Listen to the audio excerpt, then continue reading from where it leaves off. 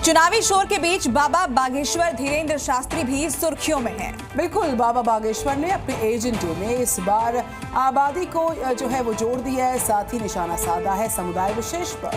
बाबा बागेश्वर के इस बयान ने नई बहस छेड़ दी है, जिसमें नेता से लेकर मौलाना तक शामिल हो गए। देखिए, 3 प्रश्न आए हैं तुम्हारे। घर में विघ्न बना हुआ है, माता पिता हैरान, 2016 से दिक्कत बनी, मां को स्वास्थ्य की समस्या, माता पिता का नाम रोशन करेंगे, आशीर्वाद है।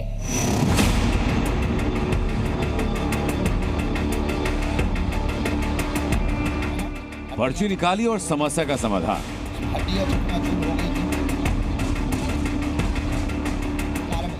एक पर्ची और हर सवाल का जवाब। अपनी गदा को वाईफाई कहने वाले बाबा बागेश्वर को आपने कई बार पर्ची निकालते देखा होगा।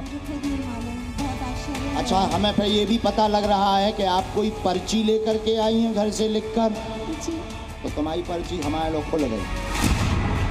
लेकिन इस बार बाबा बागेश्वर ने निकाली है आबादी के मुद्दे पर पर्ची और शुरू हो गया वार पलटवार का सिलसिला।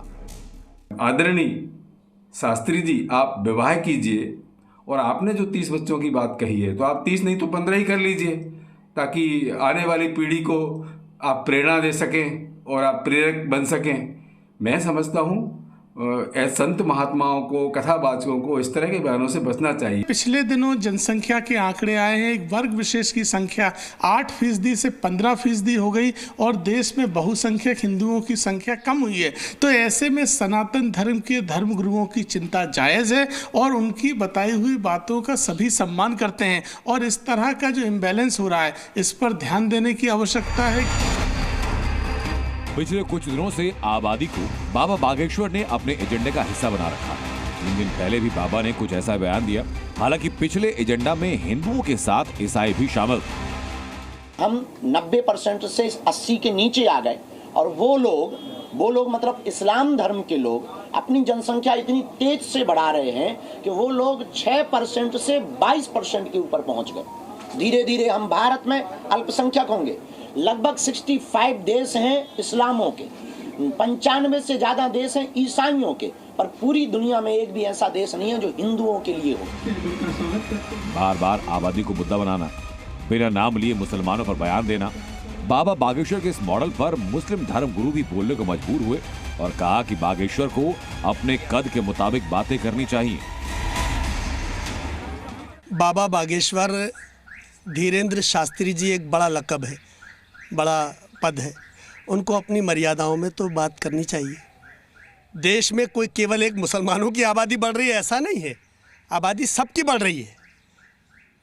लेकिन जहाँ तक सवाल रोज़गार का है, तो रोज़गार को देखते हुए मुसलमानों की आबादी स्थिर है, जहाँ थी वहीं है, बड़ी नहीं है। आंकड़े बताए जा रहे हैं, लेकिन बाबा बागेश्वर धाम जो है, बार बार जो यात्राओं की बात कर रहे हैं, वो मोदी सरकार जो बैकफुट पर आ चुकी है उसे बचाने का काम कर रहे हैं।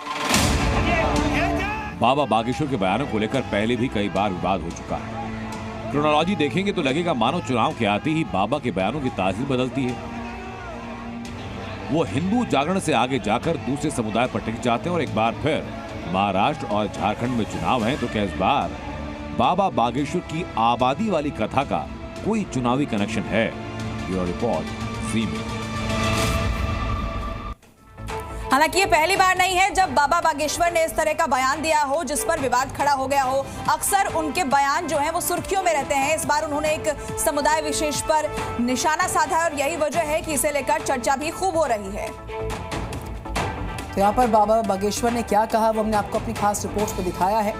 डेमोग्राफी को लेकर इस बार बयान देकर सुर्खियां बटोर रहे हैं बाबा बागेश्वर, और उनका जो बड़ा बयान है वो हम आपको सुनवा रहे थे।